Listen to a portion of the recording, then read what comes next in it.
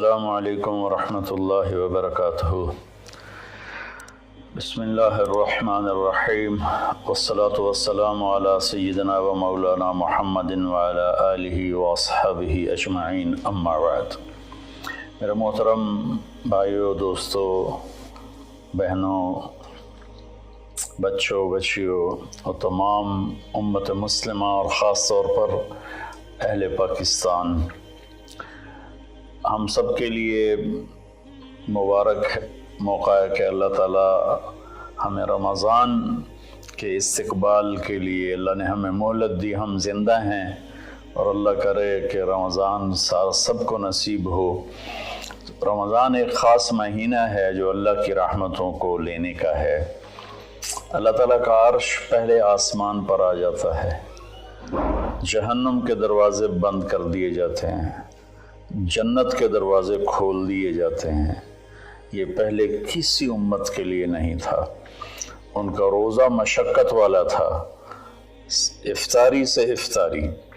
ہمارا روزہ اس کے مقابلے میں بہت آسان ہے، سحری بھی افطاری بھی۔ ان کی نماز تراویح نہیں تھی، ہماری نماز تراویح ہے قرآن سننے کے لیے، قرآن کو زندہ رکھنے کے لیے۔ تو اللہ تعالیٰ کی طرف سے اعلان ہوتا ہے، 24 گھنٹے دن رات یہ اعلان ہوتا ہے، حل من مستغفر فاغفر له، حل من تائب فاتوب علیہ، حل من سائل فاعطیہ۔ یہ تین آوازیں 24 گھنٹے چلتی ہیں آسمانوں پر۔ کوئی ہے معافی مانگنے والا، میں اسے معاف کروں، کوئی ہے توبہ کرنے والا، میں اس کی توبہ کو قبول کروں، کوئی ہے مجھ سے مانگنے والا کہ میں اسے عطا کروں۔ اور پھر ایک فرشتہ اعلان کرتا ہے، یا باغ الخیر اقبل، اے نیکی کے چاہنے والے زور لگا، آگے بڑھا۔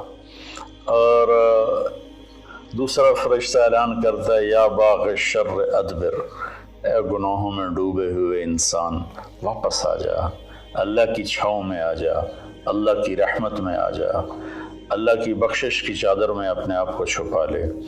اور اس میں فرض 70 فرض کے برابر ہو جاتا ہے، نفل فرض کے برابر ہو جاتا ہے۔ اور حضرت علی رضی اللہ تعالیٰ عنہ علیہ السلام کا فرمان ہے کہ کوئی شخص ایک فرض روزہ چھوڑ دے، پھر اس کی قضا میں قیامت تک نفلی روزے رکھتا رہے تو اس ایک فرض کو نہیں پہنچ سکتا۔ تو سارے دوستوں سے درخواست ہے کہ روزے کا اہتمام فرمائیں اور اللہ کی رحمت کو لوٹ لیں۔ اور میں ایک حدیث سناتا ہوں کہ میرے نبی نے کس طرح رمضان کا استقبال کیا۔ آپ ممبر پر تشریف لائے، خصوصی طور پر جمع کیا، یا جمعہ کا خطبہ تھا تو آپ خطبہ بیٹھ کے نہیں دیتے تھے، کھڑے ہو کے دیتے تھے، چونکہ آپ کا خطبہ مختصر ہوتا تھا۔ تو آپ نے فرمایا، ماذا یستقبلکم وماذا تستقبلون، وہ کون آ رہا ہے؟ مفہوم ہے، لفظی ترجمانی مفہوم مدر۔ ہم نے کہا وہ کون آ رہا ہے اور تم کس کی طرف جا رہے ہو؟ سب یوں ہو گئے۔ پھر آپ نے کہا، ماذا یستقبلکم وماذا تستقبلون، وہ کون آ رہا ہے اور تم کس کی طرف جا رہے ہو؟ سارے صحابہ میں ہلچل مچ گئی۔ تیسری دفعہ، ماذا یستقبلکم وماذا تستقبلون، وہ کون آ رہا ہے، کس کی طرف جا رہے ہو؟ سارے پیچھے مڑ مڑ کے دیکھیں، پیچھے تو کوئی بھی نہیں۔ تو حضرت عمر رضی اللہ تعالیٰ عنہ کھڑے ہوئے علیہ السلام، انہوں نے فرمایا، یا رسول اللہ اوحی نزل، یا رسول اللہ کوئی وحی آئی ہے؟ آپ نے فرمایا، لا، کہ نہیں۔ اعدو حضر، اللہ نے آپ کو آنکھ دی ہے دیکھنے والی، تو کیا کوئی دشمن مدینے کی طرف آ رہا ہے اور آپ نے دیکھ لیا ہے اور وہ ہم پر حملہ کرنے آ رہا ہے، ہم تیاری کریں؟ آپ نے کہا، لا، نہیں، یہ بھی نہیں۔ تو انہوں نے پوچھا، بھائی یا رسول اللہ کون آ رہا ہے؟ تو آپ نے کہا، رمضان آ رہا ہے۔ سبحان اللہ، کیا خوبصورت انداز تھا متوجہ کرنے کا، عظمت بٹھانے کا، ہیبت بٹھانے کا رمضان آ رہا ہے۔ پھر آپ نے اس کے فضائل سنائے کہ اس میں جنت کے دروازے کھل جاتے ہیں، جہنم کے دروازے بند ہو جاتے ہیں، اور جنت کی حوریں اللہ سے دعا کرتی ہیں یا اللہ اس رمضان میں اپنے نیک بندوں میں ہمارے شوہر ہمارے لیے منتخب فرما اور ان کے ذریعے ہماری آنکھیں ٹھنڈی فرما۔ اور جہنم کے سارے دروازے بند ہو جاتے ہیں، شیطان قید ہو جاتا ہے۔ اور اس رمضان کا مطلب ہے جلنا، رمض یرمز، جلنا۔ سارے مہینوں کے نام عربوں نے رکھے، محرم، صفر، ربیع الاول، ربیع الثانی سے لے کر آخر تک۔ رمضان کا نام اللہ نے قرآن میں لکھا، شہر رمضان الذی انزل فیہ القرآن، کہ یہ عرشوں پر اس مہینے کا نام تھا وہ رمضان۔ تو اس مہینے کے نام اور روزے میں کیا مطابقت ہے، ان میں جوڑ کیا ہے کہ رمضان جل جانا، اس میں جب کوئی روزہ رکھنے والا، روزہ رکھنے والی جب روزے رکھتا جاتا ہے تو اس کے گناہ پچھلے سال کے جلتے جاتے ہیں، جلتے جاتے ہیں، جلتے جاتے ہیں، یہاں تک کہ اللہ جیسے لوہے کو صاف کیا جاتا ہے آگ سے، اور دھاتوں کو صاف کیا جاتا ہے آگ سے، اور ظاہری میل کو صاف کیا جاتا ہے پانی سے، تو پورے سال میں جو گندگیاں ہمارے اندر گھس جاتی ہیں، کبھی حسد، کبھی بغض، کبھی کینہ، کبھی کچھ، تو اللہ تعالیٰ اس کو اندر سے کھینچ کے باہر نکال کے صاف کر دیتا ہے۔ اور عید کی رات کہتا ہے کہ فرشتوں سے جن مزدوروں نے مزدوری پوری کر دی ہو تو اس کا کیا، اس کے ساتھ کیا ہونا چاہیے، تو سب نے عرض کیا اس کو مزدوری ملنی چاہیے۔ تو پھر اللہ تعالیٰ فرماتے ہیں تم گواہ رہو، میرے بندوں نے دن میں روزہ رکھا، رات کو قیام کیا اور میرا قرآن سنا، میں اس مزدوری کے بدلے ان کے سارے گناہ معاف کرتا ہوں۔ تو میری درخواست ہے تمام بہن بھائیوں سے کہ ہم اس کی تیاری کریں۔ ایک تیاری ہوتی ہے ظاہری جو ہم چیزیں اکٹھی کرتے ہیں، ایک تیاری وہ ہے جس کے بغیر ہمارا روزہ قبول نہیں ہوگا۔ میرے نبی کا فرمان ہے 4 آدمی ایسے ہیں جن کی لیلۃ القدر میں بھی بخشش نہیں ہوتی تو رمضان کی باقی راتیں تو اس سے ادنا ہیں، کہ 4 اگر قسم کے گناہ، چاروں کسی میں ہوں یا ایک کسی میں ہو، بخشش نہ ہونے کا مطلب یہ ہے کہ اگر وہ توبہ نہیں کرے گا تو اس کا روزہ اس سے معافی نہیں دلا سکے گا۔ توبہ کرنے پر تو کفر معاف ہو جاتا ہے، توبہ کرنے پر تو شرک معاف ہو جاتا ہے، ہر بڑے سے بڑا گناہ معاف ہو جاتا ہے۔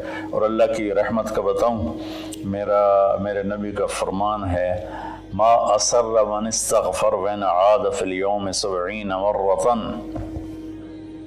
چند دن پہلے ایک نوجوان نے مجھے فون کیا، مولانا بڑی توبہ کرتا ہوں پھر گناہ ہو جاتا ہے، 10-15 دن سے اوپر نہیں گزرتا ہے پھر گناہ ہو جاتا ہے، پھر توبہ کرتا ہوں تو یہ توبہ کا مذاق ہے، میری بخشش نہیں ہوگی۔ وہ دوڑ رونے لگا ٹیلی فون پر۔ تو جب تھوڑا اس کے آنسو روکے تو میں نے اس کا بیٹا تو میں ایک حدیث سناتا ہوں کہ میرے نبی کا فرمان ہے جو دن میں 70 دفعہ توبہ توڑے، اور 70 سے مراد 10 7 70 نہیں، عربی میں 70 سے مراد ہوتا بے شمار۔ میرے نبی نے فرمایا کہ جو دن میں 70 دفعہ توبہ توڑے اور پھر توبہ کر لے سچے دل کے ساتھ، تو میرے رب کی نظروں میں وہ محبوب ہے، وہ اس کا پیارا ہے، چاہے وہ بار بار توبہ توڑتا ہے لیکن اس کے بعد وہ روتا ہے، معافی مانگتا ہے، اور آخری سانس تک اللہ نے توبہ کا دروازہ کھلا رکھا ہے۔ باب التوبۃ مفتوح ما لم یغرغر، جب تک گلے کا وہ گھنگرو بند نہیں ہوتا اس وقت تک اللہ تعالیٰ بندے کی توبہ کے لیے دروازہ کھول کے بیٹھا ہوتا ہے۔ موت نظر آنے لگے پھر کہے یا اللہ میری توبہ، تو وہ قبول نہیں ہے، لیکن اس سے 1 منٹ پہلے اسے پتہ نہ ہو وہ توبہ کر لے تو اللہ اس کی توبہ معاف کرتا ہے۔ میں ایک دفعہ جماعت میں گیا نواب شاہ، تو ایک گھر میں بڑے وڈیروں کو اکٹھا کیا، تو آخر میں توبہ کراتا ہوں، کہو یا اللہ میری توبہ، یا اللہ میری توبہ، یا اللہ میری توبہ۔ تو اس میں ایک وڈیرا صاحب تھے، بڑی بڑی مونچھیں تھیں، بڑا ہیوی ویٹ، ان کی آواز سب سے بلند تھی، یا اللہ میری توبہ، یا اللہ میری توبہ، یا اللہ میری، اور ساتھ رو رہے تھے زار و قطار۔ واہ میرے رب! یہ بیان تھا ظہر سے پہلے۔ وہ گھر گئے ہیں اور رات کو ان کو ہارٹ اٹیک ہوا اور ان کا انتقال ہو گیا۔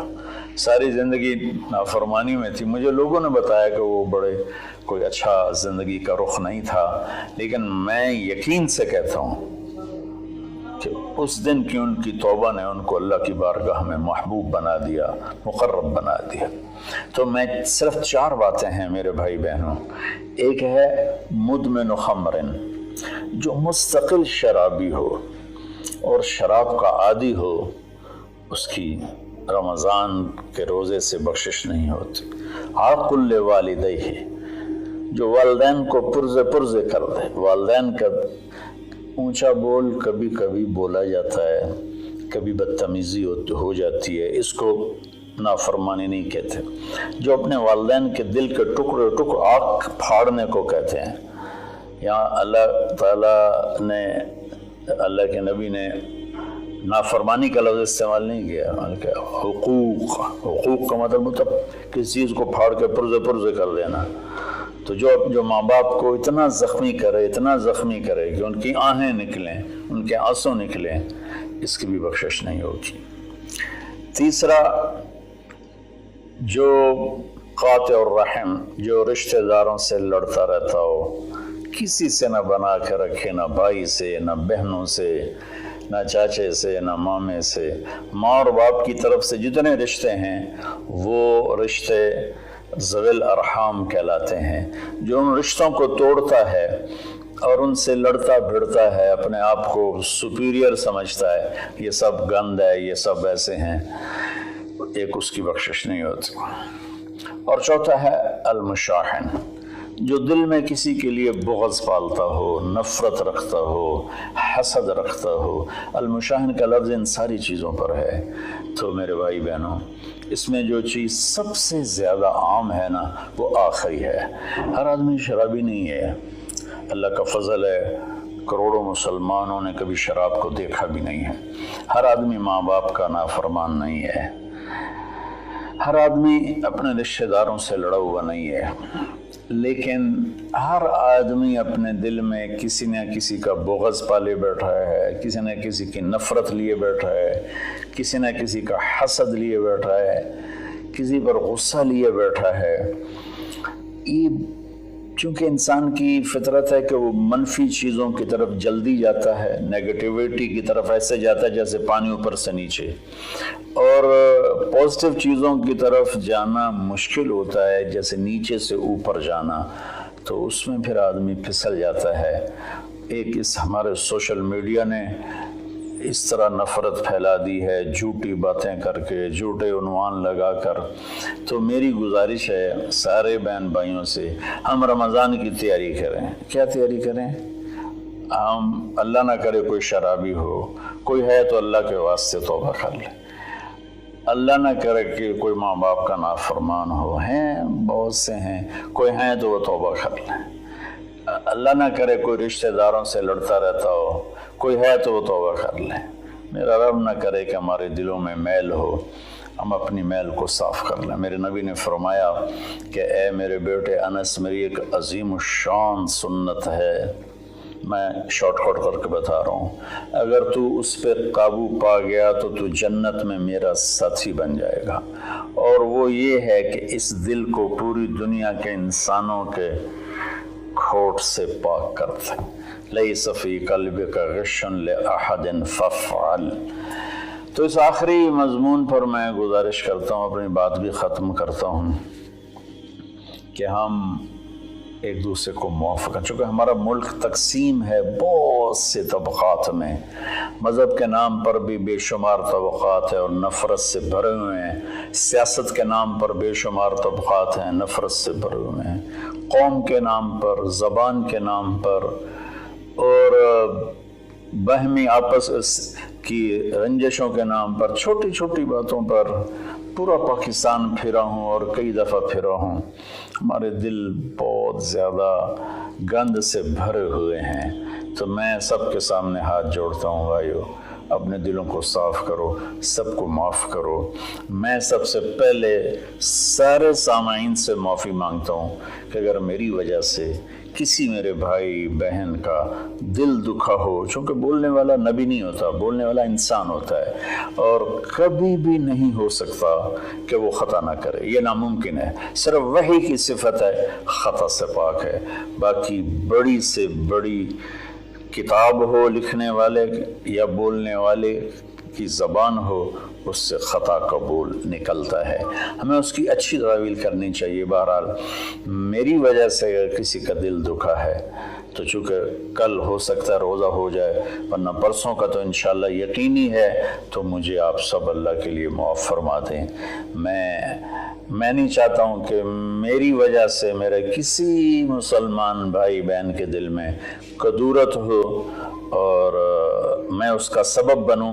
तो मैं सबसे माफ़ी मांगता हूँ, हाथ जोड़ के माफ़ी मांगता हूँ और आपसे दुआ का तलबगार हूँ। चूँकि मैं हर वक्त बोलता हूँ, मेरी बात अल्लाह ताला लोगों तक पहुँचाता है, तो उसमें ऊंच नीच भी हो जाती है, गलत भी हो जाता है, सही भी हो जाता है। तो इसलिए सबसे पहले मैं अपनी तरफ से माफ़ी मांगता हूँ और मैं आपसे कहता हूँ सबको माफ़ कर दें। वो छोटी छोटी बातों पे लड़, इसने मुझे खाने पे नहीं बुलाया, बोलचाल बंद हो गई, इसने मुझे सलाम नहीं किया, बोलचाल बंद हो गई। इतने छोटी छोटी बातों पे हमारी लड़ाइयाँ चल रही हैं। इसने हमें रिश्ता नहीं दिया, बोलचाल बंद हो गई। तो बहुत छोटी छोटी बातें हैं जिस पर लड़ाइयाँ शुरू हो जाती हैं, नफ़रतें शुरू हो जाती हैं। तो मेरी आप सबसे गुजारिश है कि हम रोज़े का एहतमाम करें, तरावी का एहतमाम करें। रमज़ान में कुरान उतरा और रमज़ान की सबसे बड़ी इबादत कुरान की तिलावत है। सारे ज़िक्र अज़कार सिवाय जो सुन्नत अज़कार हैं वो करके बस सारा दिन आप कुरान पढ़ें। मेरे एक दोस्त हैं, मेरे साथी थे रायमंड में, मौलवी सनाउल्लाह साहब, वो रमज़ान में एक दिन में कुरान ख़त्म करते हैं। अब बीमार हो गए हैं तो 3 दिन में करते हैं। उनका सारे साल का मामूल है, 3 दिन में कुरान ख़त्म करते थे। अब काफ़ी बीमार हैं, अब पता नहीं उनकी क्या सूरत हाल है, बांग्लादेश में होते हैं, लेकिन उनका आम मामूल था ज़्यादा से ज़्यादा 1 हफ़्ता कुरान ख़त्म। तो हम बाकी नफली इबादत, इशराक है, अवाबीन है, चाश्त है, सारा कुछ करें, लेकिन एक तरावी का एहतमाम करें कि हर सजदे पे 1500 नेकी लिखी जाती है। और एक कुरान की तिलावत का एहतमाम करें, झूठ ना बोलें, गीबत ना करें, हसद ना करें, बोझ ना रखें, माँ बाप से नाराज़गी ना हो, शराब से दूरी हो। ये चंद चीज़ें हैं। और इस वक्त हम एक बड़ी मुश्किल से गुज़र रहे हैं जो कि एक वबाई मरज़ की शक्ल में पूरी दुनिया पे छा गई है। और अल्लाह ताला ने एक ज़र्रे के से भी छोटे जरासीम के ज़रिए अल्लाह ने पूरी कायनात को हिला के दिखा दिया है कि रब्बुस समावाति वल अर्द फस्तबिर लिइबादतिही हल तअलमु लहू समिया। क्या चैलेंज है इस लफ्ज़ में। अल्लाह कहता है कोई तेरे रब के मुकाबले में आने वाला है? सुभान अल्लाह। तो अल्लाह ने ताकतों को झुका दिया और उनके नाक ज़मीन पे रगड़वा दिए। तो इस वक्त ना हमारे मालदार लोग तकलीफ़ उठा रहे हैं। कई मेरे दोस्तों ने बताया कि अरबों रुपए का माल तैयार किया क्योंकि हमारा सीज़न था और वो स्टॉक हो गया, सारा पैसा उसमें पड़ा हुआ है, ख़रीदार कोई नहीं है, उधार भी कोई नहीं लेता है। तो सबसे ज़्यादा जो मुतासर हैं वो हमारे गरीब लोग, दिहाड़ीदार और रोज़ाना की मेहनत करने वाले, रेड़ी वाले, छाबड़ी वाले, साइकिल पे फेरी लगाने वाले और अपनी कुदाल लेकर चौक में बैठे होते हैं कि कोई काम पर ले जाए। तो मैं हाथ जोड़ता हूँ, अपनी ज़कात जितनी आप निकाल सकते हैं इन गरीबों को ढूंढ ढूंढ कर इनके घरों तक पहुँचाएँ। चूँकि एक लॉकडाउन की शक्ल बनी हुई है तो एहतियात से चलना फिरने की तो इजाज़त है, गवर्नमेंट ने दी हुई है, تو میری درخواست ہے کہ اس وقت زکوٰۃ کا سب سے زیادہ حقدار وہ طبقہ ہے جن کے گھر میں فاقے ہیں اور چولہے نہیں جل رہے، چونکہ روز کی تازہ کھاتے تھے۔ اس وقت ہمارے غریب بہن بھائی وہ سب سے زیادہ آپ کی زکوٰۃ کے حقدار ہیں۔ کھول دو اپنے تجوریوں کے دروازے، وہ اللہ کے نام پہ دو۔ اس وقت آپ کی زکوٰۃ، صدقات، خیرات ساری کی ساری ان کو جاتی، کھانے بنا بنا کے بھیجو، راشن کے پیکٹ بنا کے بھیجو۔ یہ اس وقت آپ کی نوافل سے بھی بڑی عبادت ہے، اور زکوٰۃ تو ویسی فرض ہے۔